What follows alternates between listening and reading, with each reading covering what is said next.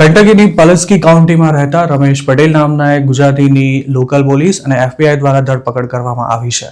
રમેશ પટેલ સામે federal warrant હતું, જેને ગુરુવારે સવારે એક્ઝિક્યુટ કરાયું હતું.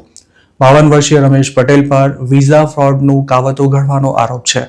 પલસ્કી કાઉન્ટીના સમરસેટમાં રહેતા આ ગુજરાતીને તે ઘરની બહાર નીકળ્યો તે વખતે જ અરેસ્ટ કરી લેવામાં આવ્યો હતો. તેની ધરપકડનો એક ફોટોગ્રાફ પણ પોલીસ દ્વારા શેર કરવામાં આવ્યો છે. આ શખ્સ અમેરિકામાં કોઈ સ્ટેટસ વિના રહે છે અને તેણે બોસ્ટનમાં યુ વિઝા માટે કરાવાયેલી ફેક રોબરીઝમાં સક્રિય ભૂમિકા ભજવી હોવાનો આરોપ છે. જોકે રમેશ પટેલે પોતાના યુ વિઝા માટે આ રોબરી કરાવી હતી કે પછી તેની કોઈ બીજી ભૂમિકા હતી તે નથી જાણી શકાયું.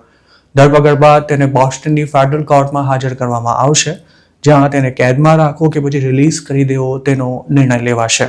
રમેશ પટેલ પર જે ઇમિગ્રેશન ફ્રોડમાં સામેલ હોવાનો આરોપ છે, તેમાં ન્યુયોર્કના રામ પટેલને ગયા વર્ષે જ કોર્ટે 20 મહિનાની જેલની સજા ફટકારી હતી.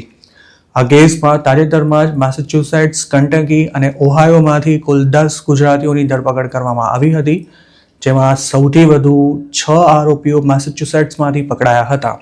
શેરિફ ઓફિસના જણાવ્યા અનુસાર રમેશ પટેલને શોધવામાં અને તેની ધરપકડ કરવામાં લોકલ પોલીસ ઉપરાંત ICE, DHS, Kentucky alcohol beverage control અને લંડન પોલીસ ડિપાર્ટમેન્ટે સાથે મળીને કાર્યવાહી કરી હતી.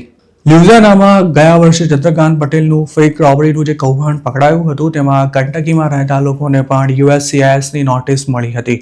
જોકે બોસ્ટનવાળા કેસમાં કંટકીમાંથી અરેસ્ટ થનારો રમેશ પટેલ એકમાત્ર વ્યક્તિ છે. તેના પર જે આરોપ લગાવવામાં આવ્યા છે, તેમાં ગુનો સાબિત થવા પર 5 વર્ષ સુધીની જેલની સજા થઈ શકે છે. જોકે રમેશ પટેલ કોઈ સ્ટેટસ વિના હાલ અમેરિકામાં રહેતો હોવાથી આગામી દિવસોમાં તેને ડિપોર્ટ કરવામાં આવે તેવા પણ પૂરા ચાન્સ છે.